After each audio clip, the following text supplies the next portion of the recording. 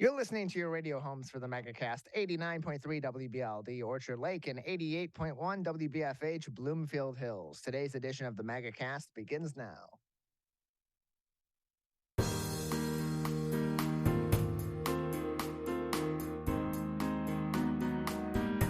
Welcome to the Megacast, our live local daily TV, radio, and streaming show about all things Michigan. I'm Tyler Kieft. Today we'll be talking to a number of people about topics of interest and importance to Michiganders just like you. Let's begin with what's making headlines today on CivicCenterTV.com's local news page. Our first article comes from Hannah McKay at the Detroit News. Thousands of fake prescription medications were seized in the Midwest this week in Michigan and Ohio as part of a nationwide effort that has secured over 10 million fake pills in just about 4 months. The fakes did not contain medication, however, but rather fentanyl, a synthetic opioid that is highly lethal.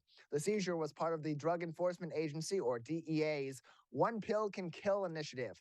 40% of the pills that were seized contained enough fentanyl to be deadly. DEA special agent in charge for the Detroit field office, Orville Green, said that these pills are imports from the cartel and are not being manufactured locally. They're actually just imported, stating, quote, the fentanyl isn't being manufactured locally. The cartels have affiliates all over the country.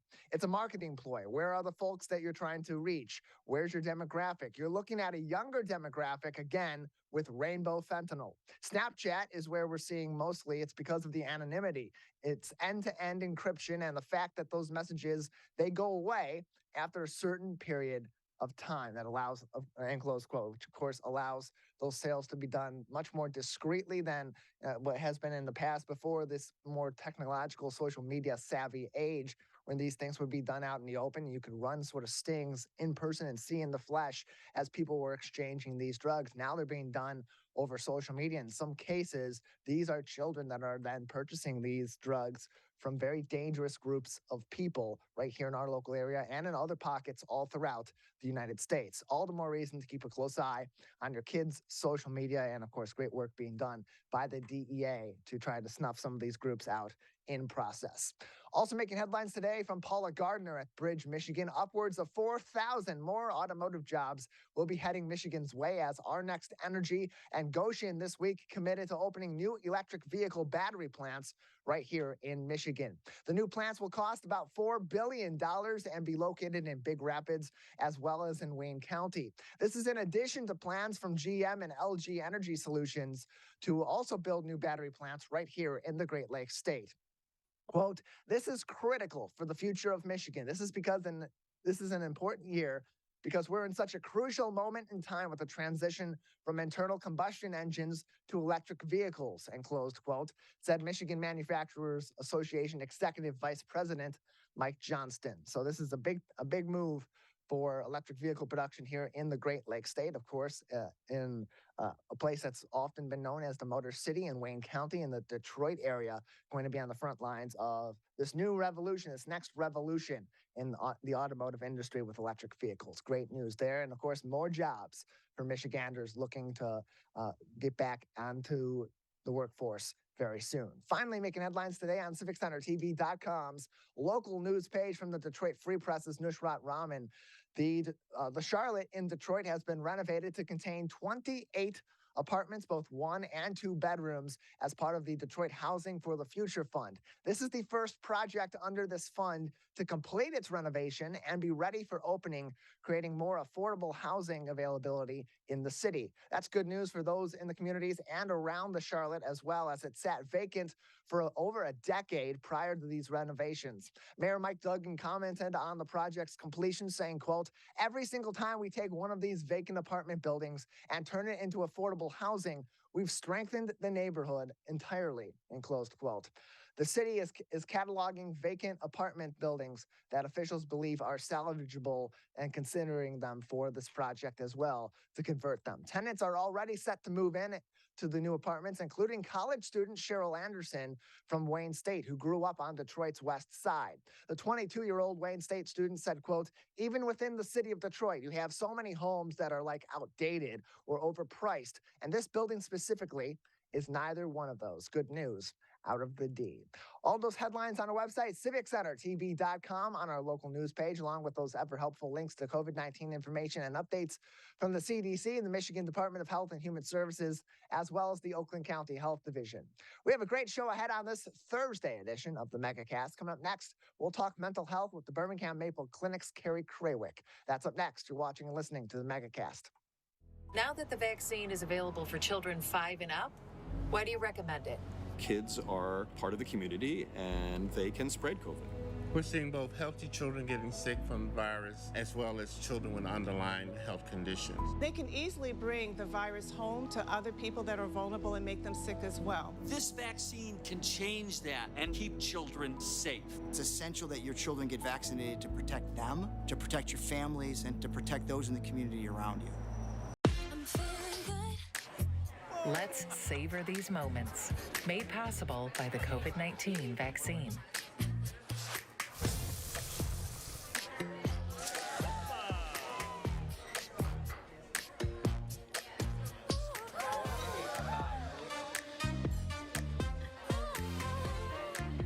Keep the dining out going by keeping yourself protected and your COVID-19 vaccines up to date. Let's relish these moments, made possible by the COVID-19 vaccine.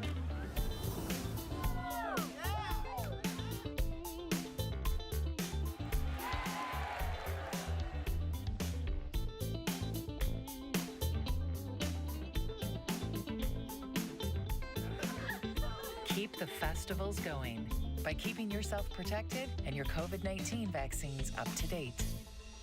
Can I ask you a question? Why do you want to get the COVID-19 vaccine? I don't like getting sick. The virus will die. It will be easy to not catch it. Keep my family safe and keep playing soccer. Because I love being vaccinated. What's your hope for everyone? I hope everybody gets the vaccine to keep safe and strong. Be like happy, having fun everywhere. Everyone stay safe and hope you get the vaccine. Let's whoop it up for these moments, made possible by the COVID-19 vaccine.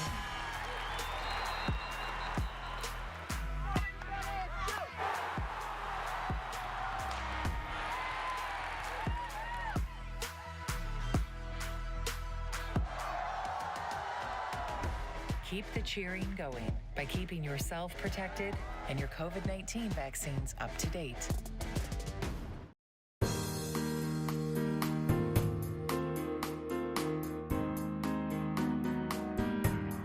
Welcome back to the Megacast, our live local daily TV, radio, and streaming show about all things Michigan. I'm Tyler Kieft. Learn more about our program on our website, civiccentertv.com/Megacast, where you'll find all of our partnering stations information and all of our full programs and individual interviews on demand. So you can watch us anytime, anywhere, and in your local area. Well, October is ADHD Awareness Month, or Attention Deficit Hyperactivity Disorder Awareness Month. And joining us now to talk about ADHD, the ways that it affects many people in our communities and the ways that it affects all elements of their life, is Carrie Krawiec, a therapist with the Birmingham Maple Clinic. Carrie, thanks for being with us again. Of course. Thank you for having me. Appreciate having you on. So as we mentioned, October is ADHD Awareness Month, and we've heard more and more about ADHD in our communities over the last couple of decades, especially for those that aren't familiar with the specifics of attention deficit hyperactivity disorder. Can you tell us about ADHD and some of the common symptoms that people have to persist through as they're afflicted with this condition? Absolutely. And you're right. ADHD has grown in sort of awareness over the last couple of decades, but it's also changed names. So it used to be divided by ADD, which was sort of commonly used as a term, and ADHD. Now we use the one term to encapsulate all of those things. So attention deficit hyperactivity disorder can encapsulate those people who have trouble with inattention.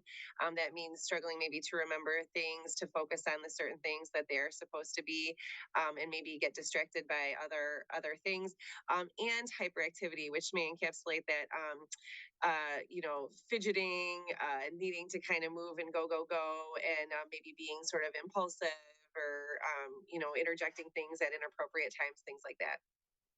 And so when you're observing a patient or when doctors are observing a patient and maybe referring them to you, another mental health professional, what are some of the things that they're looking for that may be symptomatic of somebody being afflicted with ADHD at a varying form of severity?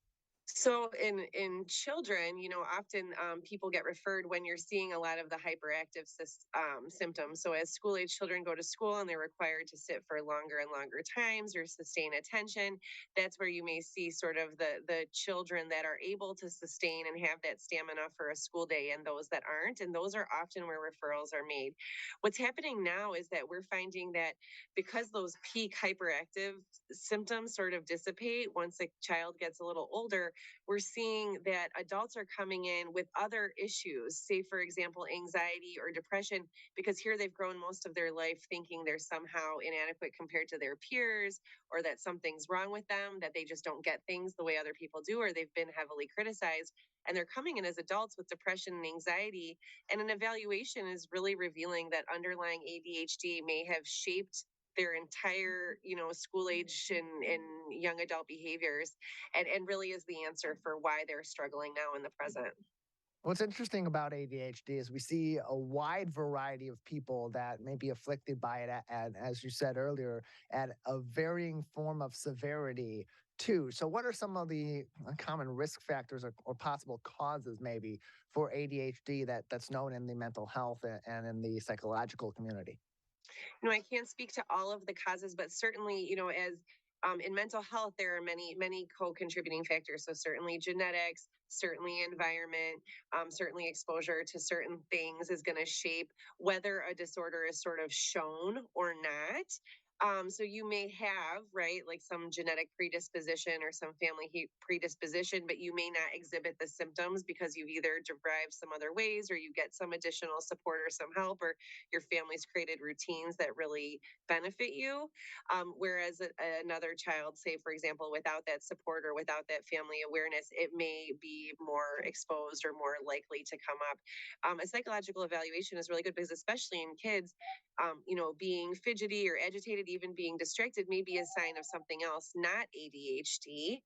And being even those like low self-esteem, depressed symptoms may not be depressed, may actually be ADHD, but because they're struggling school wise and comparing themselves to their peers, they're presenting in this other way. So a psychological evaluation is really the best way to determine what's the underlying cause. And the timing that this is diagnosed also can have an immense impact. I would imagine the earlier that it is diagnosed, the greater that these treatments and that these efforts that are being done by patients and by medical officials can be on kind of tampering some of the symptoms of ADHD, and that it may be a little bit tougher to get those in check, at least initially, for those that are diagnosed older. So often we hear about ADHD diagnoses in children, but typically when are those diagnoses being made? Is it mostly for younger kids, or are these also pretty commonly being made for adults later on in their life? I think, like you said, so usually when a child, especially those disruptive children, are causing an issue that maybe is rising to the attention of school professionals or things, then you're getting referrals at those ages because the behaviors are disruptive. Unfortunately, not everybody has those disruptive behaviors, so it does take a lot of time for those kids that are maybe a little more internal. They're losing focus, but from the outside, they seem like they're sitting quietly. They're not really raised to the attention that where a teacher would say, hey, there's something going on here. Those kids are getting diagnosed much later. I think you touched on something. Certainly early diagnosis, especially when ADHD is the culprit, is really important, because then you're protecting the child from those other side effects, like, say, for example, changes in their confidence, their insecurity, how they see themselves. You can actually protect them from those things, and they can sort of build their confidence just alongside their peers with the extra supports that they need. In terms of treatment, there are certainly medications that help to alleviate some of the symptoms, or at least the severity of some of the symptoms of ADHD, Carrie. But what are some of the other ways that this condition is treated on both medical level as well as a therapeutic level for those of all ages? Sure. So there's many medications, and in some ways it's a trial and error. In some ways there's new products that doctors are able to use to sort of guide which medicines are the best for which people. So certainly that's one avenue people take. Individual therapy, child play therapy, and even family therapy to help parents give the skills to sort of reward appropriate behaviors, to teach and encourage appropriate behaviors. One of the issues with ADHD is called executive functioning, which is sort of like the manager, the control center of our brain doesn't have the manager that it needs. And so to be able to teach kids and adults, young adults, the skills involved in that, some organizational techniques you might need more, certain use of planners or folders or things that are going to help facilitate keeping a person sort of organized, where and less distracted is going to be helpful. Giving parents techniques to give the kinds of directions, giving small behavioral directions, go put your shoes on now. For a kid with ADHD, you may tell them it's time to get ready for school, and they've run into their bedroom to grab a toy, they've turned on the TV, they've stopped, 6 places along the way, to really be sure you're giving them a very specific direction to do this now, so that otherwise you might lose them by something else that's gotten their attention. We're joined by Carrie Krawiec from the Birmingham Maple Clinic on today's edition of the Megacast. You can learn more information, get in contact with them at 248-646-6659. 248-646-6659 is their phone number. You can also send them an email, info@birminghammaple.com. That's info@birminghammaple.com, or visit their website, birminghammaple.com. In terms of treatment for ADHD, where does that treatment typically start? You mentioned psychological evaluations are typically really helpful in figuring out if ADHD is the specific diagnosis, if it's in combination with some other condition, or if it's not ADHD at all. But once you've made that determination that somebody has ADHD, where do you start in terms of determining what is the best treatment for them? Because it does manifest itself in so many different ways for so many different kinds of people. Absolutely. So, you can always go to your school too and request an evaluation there, and they will help give some guidance. Sometimes it might be something like occupational therapy, for example, a certain wiggle seat or some opportunities to get up and leave the classroom that, like, the schools are familiar and do have resources available to them. So certainly going to your school and asking for some additional support and starting that process. Of course, every school is strapped, for in terms of resources and professionals. So to at least get your name on their radar as you're walking this process is really important. I think probably casting as many nets as possible is the best advice I could give someone now. The entire mental health field is exceptionally saturated right now with people with need and less professionals. So start every avenue you can. Try to find a psychologist who can do an evaluation. Try to find a family therapist who can offer some parenting skills. Try to find a psychiatrist who might even at least just discuss medication, even if that's not a path you want to take. Cast as many nets as you can, and then you may decide we're going to take a few more steps down this path or a few more steps. You don't have to go down every single one, but at least initially get as much information as you can from as many resources as possible. More information on ADHD can be found from a number of resources, including the Centers for Disease Control and Prevention at cdc.gov. We're joined by Carrie Krawiec from the Birmingham Maple Clinic. You can get more information on ADHD from professionals at the Birmingham Maple Clinic by visiting birminghammaple.com or calling them at 248-646-6659. Carrie, a couple more minutes with you today. Anything else that we should know that we haven't discussed about ADHD, or steps that parents or even adults that may have ADHD or ADHD symptoms being visible in their behavior or behaviors of their loved ones that they can do at this time? Sure. So from children, like kids who are, say, for example, feel rejected by their peers, feel rejected by their teachers, feel rejected by their parents, are going to be more likely to seek perhaps like delinquent peers or maladaptive coping to sort of satisfy that need to really be accepted. So to be aware, of your own frustration, to be aware of their need to not take things personally, I think is really an important thing. And the same goes through adulthood, whether you're a young adult and dating or whether you're in a marriage. I think often the symptoms of ADHD can be taken taken personally by partners, the forgetfulness or, not being at a certain place at a certain time. Someone may say this is disrespectful or this is unkind, and they feel, it becomes a sort of negative thing. So to be able to hold space to say, right, there is a person that you love here who's also dealing with something else, and to show some grace and compassion and really encourage the appropriate things, know where to shine your light on the things that are going well. And the things, there are actually a lot of amazing things about ADHD too. It gets a bad rap because it's not really the easiest for, say, for example, sitting through school or a work day or maintaining a relationship. But there's some research that says, say, for example, kids with ADHD may really shine in negotiation skills. They may use charisma and personality in ways that kids that don't have to rely on those things do. So they use their skills and their tools and their abilities to actually become really amazing people. And so to kind of recognize that it's not all a bad thing, and continue to shine, continue to shine on those positives, and let them know they're loved, even despite some behaviors that can be unnerving, annoying, or disruptive to your household or classroom. Plenty of more to learn about ADHD as we're in ADHD Awareness Month here throughout the month of October. More information can be found from the Birmingham Maple Clinic at birminghammaple.com and 248-646-6659. Carrie, thanks for joining us. Thank you. Appreciate it. We are in the thick of Halloween season, just a few weeks away from the beloved costume holiday. And what may be even scarier than some of your costumes and their accessories can be the ways that they can affect your body after the holiday. Coming up next, we'll talk to an eye specialist out of Berkley about some of the ways those masks and those special contacts could be doing damage to your eye this Halloween season. That's coming up next. You're watching and listening to the Megacast. In the face of COVID-19, staying healthy is important. And now the same is true as we face the flu. Influenza has the potential to infect millions, putting lives and the healthcare system at risk. Fortunately, it's easy to protect yourself. The flu vaccine is safe and effective, and with COVID-19 still spreading, it's essential. To see how you can hit this virus head-on, visit michigan.gov/flu. Now that the vaccine is available for children 5 and up, why do you recommend it? Kids are part of the community and they can spread COVID.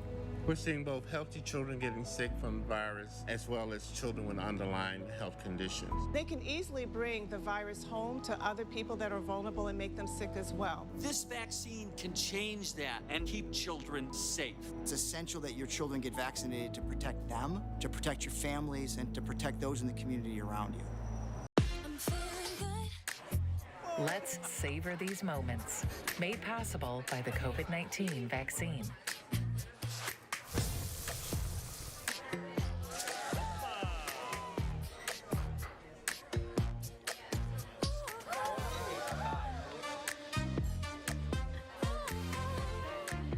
Keep the dining out going by keeping yourself protected and your COVID-19 vaccines up to date. Let's relish these moments, made possible by the COVID-19 vaccine.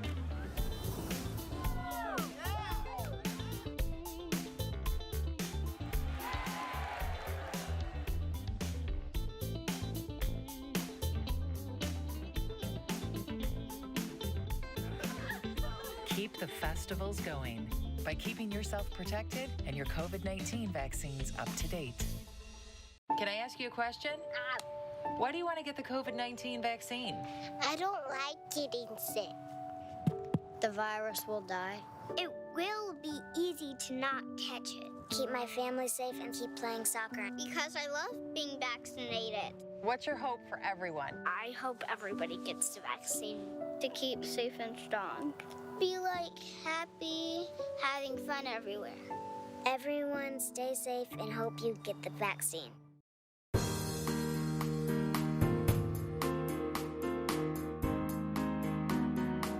Welcome back to the Megacast, our live local daily TV, radio, and streaming show about all things Michigan. I'm Tyler Kieft.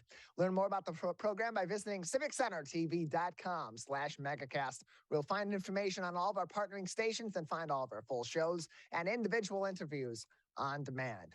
Halloween season is one of the favorite times of the year for so many people of all different ages as they dress up in different costumes and play different characters on one of the absolute favorite holidays of the entire calendar year. But some of these efforts to make your costumes more extensive and more lifelike than ever may be actually dangerous to your body in a variety of ways. Here to talk about how those dangers may affect your eyes and your vision is Dr. Amanda Salter from the Shanbom Eye Specialists in Berkley. Dr. Salter, thanks for joining us today. Thanks for having me. Appreciate having you on. So as I mentioned, these Halloween costumes are becoming a lot more realistic and have a lot more accessories than we've seen maybe in decades past. And while that's great visually, there are several dangers that come along with some of these accessories, particularly some of these masks, the eyelashes, and of course, those contact lenses. Yes, absolutely.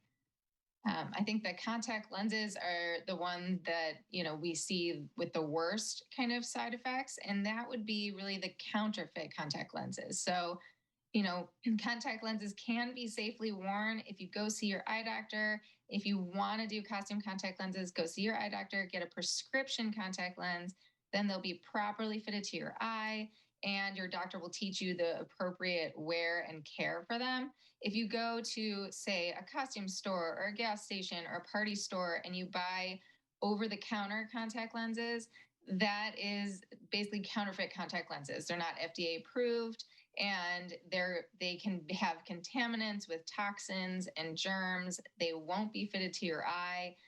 People often share these, which is also a very bad idea. And this is all sort of a recipe for disaster for the cornea.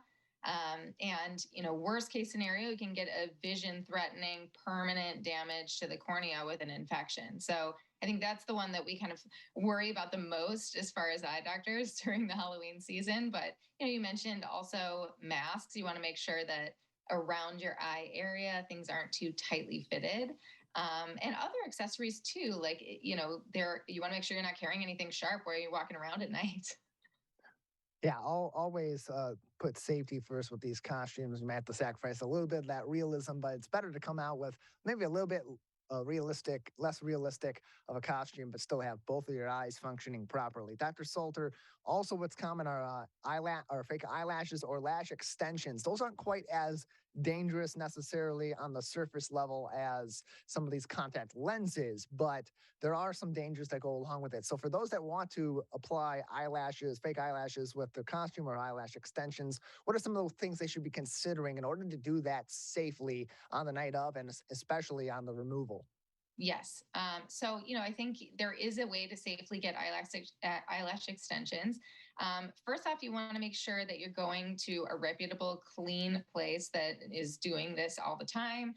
And you may want to kind of patch test some of the glue on your skin to make sure you don't have an allergic reaction, because that's a common problem. And if you are getting the eyelash extensions, you want to make sure that you are keeping them clean. I would suggest some of the over-the-counter hypochlorous acid sprays for eyelid cleansing. That's a really good way to make sure that you hopefully don't get an eye infection while you've got the lash extensions. And the same thing would go for if you're going to do your own kind of false lashes with either glue or magnetics. You again want to make sure that you're not going to have an allergy. So I think patch testing is important there, and really careful application so you don't get any glue in your eye, because that can be, like a chemical injury to the eye, and that's not a good thing either. We're joined by Dr. Amanda Salter from the Shanbom Eye Specialists in Berkley, joining us on today's edition of the Megacast. You can find more information on shanbomeye.com, SHANBOMEYE.com, shanbom.eye.com, or by calling them 248-546-2133, 248-546-2133 for more information and to get in contact with the experts at Shanbom Eye Specialist. Dr. Salter, other common issues that we see with our eyes in the fall season, one of the more common are dry eye or itchy eye, especially as the wind gets colder and there's not as much humidity necessarily in the air. Our eyes can get dry, and then we try to itch them, and that can cause a number of different issues just on top of dry eye. So let's start with what are some of the common causes for dry eye among people this time of the year here in Michigan? Yes. So this is sort of the end of an allergy season right now, and allergies are one of the things that can flare up dry eye. There are a number of really great over-the-counter allergy eye drops, and of course, if you see your eye doctor, then there are prescription options as well. So that's certainly one thing that can kind of flare up dry eye. Also, as we head into the winter, as you mentioned, there's more wind, and the cold air outside tends to be very drying, as well as once we all turn on our heat, the dry heat inside tends to be really drying. So this is a good time of year to think about a humidifier. And remember, little things make a difference, like not allowing, when you're in your car, not like aim the vents away from you. Don't allow the air to blow directly in your face. That actually makes a bigger difference than you think for your dry eye. And all year round, we're all sitting on screens. So, any kind of screen device, whether it's a computer or your phone, we tend to stare, and that dries up the surface of the eyes. We need to blink in order to spread the tears and also to pump the tears out of the glands. So, there's one really helpful computer tip. It's called the 20-20-20 rule. And that is every 20 minutes, you should take 20 seconds and look 20 feet into the distance. And I would add to that, kind of do a bunch of blinking during that time as well. And that will all help with the dry eye. There are over-the-counter lubricating eye drops, which are also very helpful. Not enough for a lot of people. So that's where, visiting the eye doctor comes in and finding out what is specifically affecting your eyes. Do you have an eyelid condition or a medical condition or even a medication that you're taking that could be flaring up your dry eye as well? For those that may have some vision issues that also would be afflicted by dry eye, how does that affect them? Particularly, I think about those that are wearing those contact lenses. How does that affect them, and what should they be considering if someone is experiencing dry eye either while they're wearing or before or after they're wearing those contact lenses? You're absolutely right. Contact lenses can definitely affect dry eye. So, basically that's another trigger or contributor to dry eye. I would say daily contact lenses are usually the best tolerated for patients with dry eye. And they do make artificial tear lubricant eye drops that are specifically formulated for contact lenses. That's going to be a lot more helpful than just re-wetting drops or any kind of like eye wash or saline. That's also not going to be great to use. So, I would say if your eyes, a good rule of thumb in general for contact lenses is if you put your contact lens in, or if you've had them in for a while and suddenly your eye is telling you it's not comfortable, listen to your eye, take your contact lenses out. Give your eyes a break and, start off with lubricant eye drops. And if that's not enough, there are so many prescription medications and in-office procedures that are now available for dry eye. But, I think just listening to your eyes when you're wearing your contact lenses and giving your eyes a break it does a lot of good. In terms of getting your eyes checked, I mentioned earlier that some people with vision issues typically wear those contact lenses and also wear glasses. So how often should somebody be going in to get their eyes checked to update any sort of contact lenses or glasses that they need, but also to check in on their eye health, especially as seasons change, and for those that are affected by seasonal allergies too? Great question. So, obviously, if you ever have a change in your vision or if you're having a problem, that's always a good time to come in. But as far as just regular eye checks, typically I recommend once or twice a year, and that's going to depend on a few things. So if you're very young and healthy and you feel that you're seeing well and you don't wear glasses, you may not need to get as frequent eye exams. Definitely by age 40, you should get a baseline complete dilated eye examination, because this is when we start to see early onset eye diseases where we can pick up on things early and really have more of an impact. And, once you get to like 60, 65, you definitely want to be getting annual exams at the very least. Now, having said that, if you have an eye condition, for example, such as glaucoma, you're going to be seen much more frequently by your doctor. So, those conditions aside, I would say once a year or maybe once every 2 years, depending on your age, is really appropriate. We're joined by Dr. Amanda Salter from Shanbom Eye Specialist in Berkley, joining us on today's edition of the Megacast. You can find more information, get in contact with them at shanbomeye.com. That's shanbomeye.com, or call them 248-546 2133, 248-546-2133. Dr. Salter, another couple minutes with you today. Anything else that we should be keeping aware of in terms of our eye health this fall or as we head into the colder months of the year? Yeah, so I think some of the things I mentioned to my patients just as good eye health prevention. We just mentioned getting regular eye exams. I think that's really critical. Also, sunglasses. So I think a lot of us think of sunglasses being important in the summer. Well, I know it's kind of gloomy in Michigan in the winter, but we do have sunny days. And a good rule of thumb, I think, is if you're squinting or if you're having to do this to shield your eyes, then that's a good time to be wearing sunglasses or a brimmed hat for protection from the UV rays. So that's all year round. Think about sunglasses. Shanbomeye.com for more information and to get in contact with Dr. Salter and the other experts at Shanbom Eye Specialist. Dr. Salter, thank you so much for joining us. Thanks for having me. Shanbomeye.com is their website. We'll take a break. On the other side, we'll talk to one of many of the great nonprofits in our local area. We'll talk to one that's specializing mostly on healthcare. That's coming up next. You're watching and listening to the Megacast. Let's whoop it up for these moments, made possible by the COVID-19 vaccine.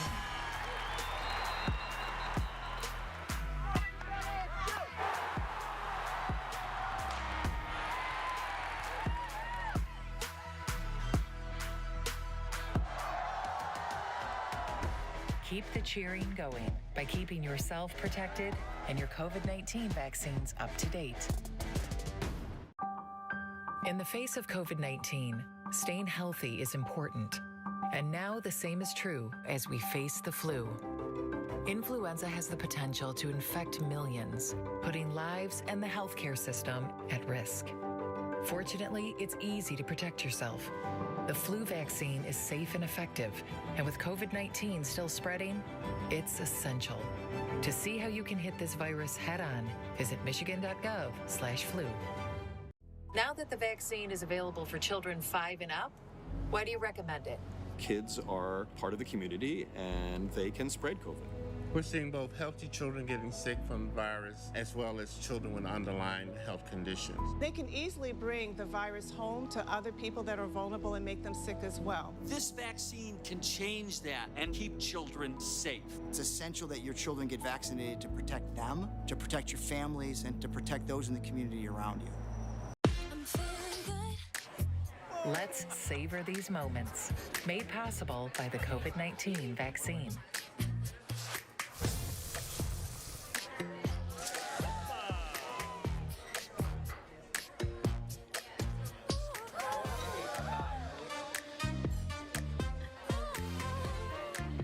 Keep the dining out going by keeping yourself protected and your COVID-19 vaccines up to date. Let's relish these moments, made possible by the COVID-19 vaccine.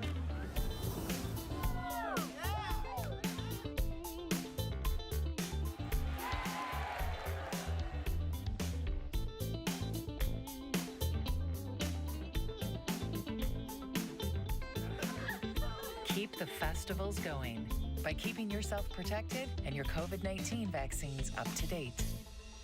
Can I ask you a question? Why do you want to get the COVID-19 vaccine? I don't like getting sick. The virus will die. It will be easy to not catch it. Keep my family safe and keep playing soccer because I love being vaccinated. What's your hope for everyone? I hope everybody gets the vaccine to keep safe and strong. Be happy, having fun everywhere. Everyone stay safe and hope you get the vaccine.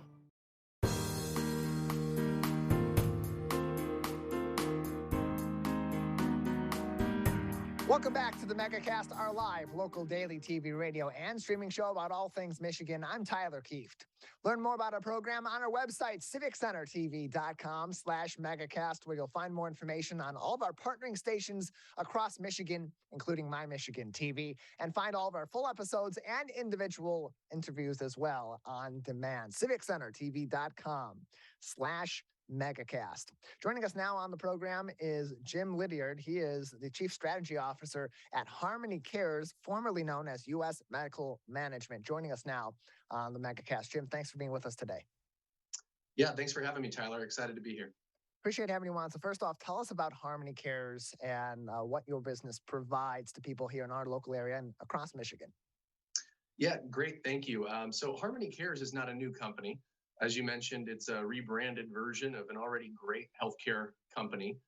U.S. Medical Management started providing homebound care to Michigan residents back in 1993.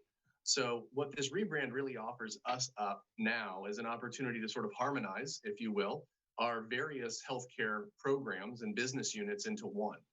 We provide house calls from a primary care perspective. We provide home health visits from nursing and therapy. We provide mobile lab, mobile radiology, and even hospice and palliative medicine when a patient needs that point. So think of us as a no cost or lower cost, simpler version of healthcare in your home. So why the focus on home healthcare? Was that a market that wasn't being really covered in the healthcare industry, or is that somewhere that your business believed that they had the expertise and the personnel to really thrive and support a lot of people in need? Yeah, great question. So as you probably know, or most historians know, providing healthcare in the home was not a new concept, but we sort of went away for it for the last half century. The reality is we're better to provide care. Fact is, our providers will tell you they learn more from seeing patients in the home than if the patients were to come into a clinic. We get to see a patient's routine. We get to see how they're eating. We get to see if they're taking their medications. So while it's a little bit more nuanced for us to get providers and get clinicians to and from the home, we feel like it's our responsibility to do so, especially to access those patients that, frankly, Tyler, may not be able to have the fortunate nature of accessing care like you and I do. So a lot of our patients are homebound, lack some of the resources, and really wish to avoid the half day or full day exercise of getting to and from healthcare. And this provides them that sort of access and a variety of different forms of care as well. How has the COVID-19 pandemic affected those operations and the execution of these services, especially for those that are homebound, given that there was so much embedded separation of people, especially in the healthcare industry, over the course of the last couple of years? Yeah, well, not surprisingly, right? It was very challenging for us, especially in the beginning parts of 2020 and even towards the end of 2020. We already serve a very vulnerable population, a lot of compromising health issues. So first and foremost, we had to make sure that our clinicians had the right PPE or medical equipment, if you will, to enter the home safely and provide care for these patients, because the last thing we wanted to do is subject them to anything we might bring in. The other thing that's come out of the pandemic, I think, is a more commonplace use of technology. So there was a time where we were providing mostly virtual visits, which means we would connect with our patients not face to face, rather through a device, a telephone, an email. And so we really had to make do for many months during the pandemic. The fact that now there are vaccines, better equipment out there, we've really found that our patients are relieved to allow us back into the home, and we've been able to enhance our care back again to, I'd say, a dominant face-to-face type modality of care. But the pandemic taught us a ton in how to reach those patients without that. We're joined by Jim Lydiard. He is from HarmonyCares, joining us on today's edition of the Megacast. More information can be found on their website, HarmonyCares.com. HarmonyCares.com for more information. And so important in treating any patient in any form of healthcare is that bedside manner, that empathy for whatever ailment they may be going through as you're trying to figure out what's going on with this particular patient at this particular time and the ways that whatever's going on is affecting them, but also to provide that care. In terms of what you do, given that you're going into these people's homes, it is usually homebound individuals that cannot or really should not be making that venture outside of the home, as you said, for that long, arduous process often of going to the doctor's office across town in some cases. How much is empathy woven into the mission of your company and the way that your personnel works with their patients all across Michigan and in several cities across the U.S.?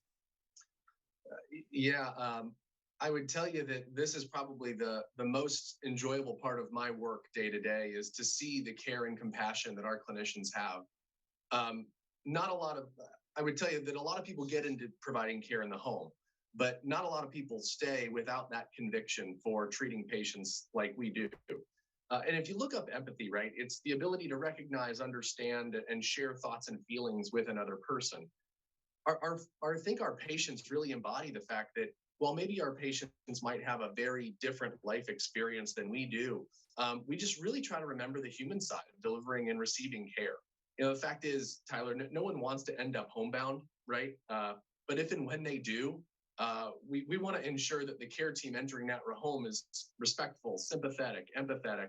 And that trust that we end up building because of that empathy is really what allows us to, I think, be that first call. When a patient is having an emergency, they call us because they trust us, and we've demonstrated, that empathetic way of providing care. Without that, they're just calling 911, and they're back into the unfortunate vicious cycle of how these patients that live in the home unfortunately receive more care in an acute setting or in a hospital than they often do in an outpatient setting, or as we do, provided in the home. More information, again, can be found HarmonyCares.com. That is HarmonyCares.com for more information on this organization that has been conducting this business since 1993 with over 100 locations in 11 states in the U.S., including right here in Michigan. HarmonyCares.com.